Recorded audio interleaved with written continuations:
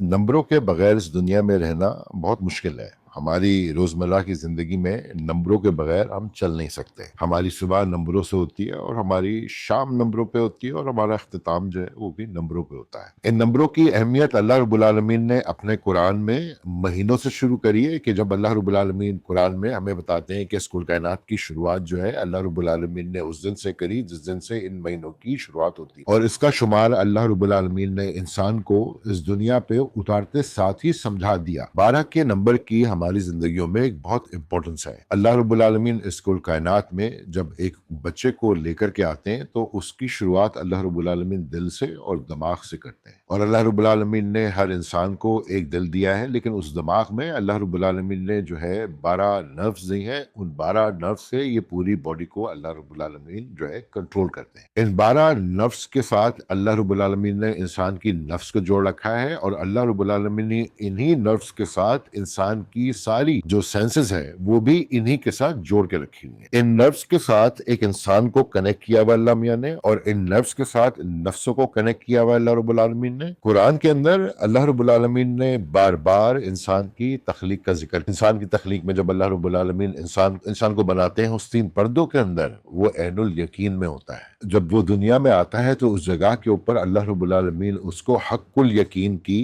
جو ہے قابلیت دیتے، اور جب وہ ایک بچے کے طور پہ پیدا ہوتا ہے تو وہ عین الیقین سے حق الیقین کے اندر گھس رہا ہوتا ہے۔ سورہ تکاثر میں اللہ رب العالمین فرماتے ہیں ثم لترونہا عین الیقین، تم اسے یقین کی آنکھ سے ضرور دیکھو گے۔ ان ھذا لہو حق الیقین، عین الیقین اور حق الیقین۔ اور سورہ تکاثر میں اللہ رب العالمین فرماتے ہیں کلا لا تعلمون علم الیقین۔ اب یہاں پہ اللہ رب العالمین علم الیقین، پھر یہ 3 کیٹیگریز اللہ رب العالمین یقین کی ڈالتے ہیں اس قرآن کے اندر، اور علم الیقین کے بارے میں اللہ رب العالمین فرماتے ہیں ہرگز نہیں اگر تم علم یقین رکھ تو جہنم کو ضرور دیکھ لیتے۔ اور اسی طریقے سے اللہ رب العالمین نے انسان کو 3 نفسیں دے رکھی ہیں، عین الیقین، عین الحق اور علم الیقین۔ تو یہ 3 یقین ہیں جن کے بارے میں اللہ رب العالمین قرآن میں فرماتے ہیں۔ عین الیقین میں ہمارا فیتھ ڈیفائن ہوتا ہے جب ہم ایک غیب کے اوپر ایمان لے کر، حق الیقین پہ ہمارا اس کے بھیجے ہوئے کلام کے اوپر، اس حق کے اوپر اور اس نور کے اوپر جب ہم ایمان لے کر کے آتے ہیں تو وہ ہمارا وہ حق الیقین ہوتا ہے۔ اور سورہ تکاثر میں اللہ رب العالمین فرماتے کلا لا تعلمون علم الیقین لترون الجحیم،